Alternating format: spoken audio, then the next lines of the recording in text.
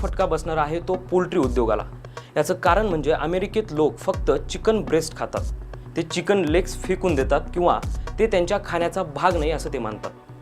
आता हेच नको असणारं चिकन लेग्स या करारामुळे भारतात अत्यंत स्वस्त दरात विकले जातील आणि यामुळे गावरान आणि स्थानिक पोल्ट्री व्यावसायिकांचा तोटा होणार आहे।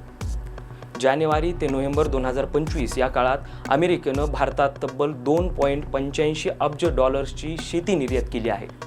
ही वाढ 34% झाली आहे। त्या मानानं भारताची अमेरिकेला होणारी निर्यात फक्त 5% वाढली आहे। स्वाभिमानी शेतकरी संघटनेचे नेते राजू शेट्टी यांनी या संदर्भात म्हटलंय की हा प्रकार सरळ शेतकऱ्यांचं कंबरड मोडणारा करार आहे।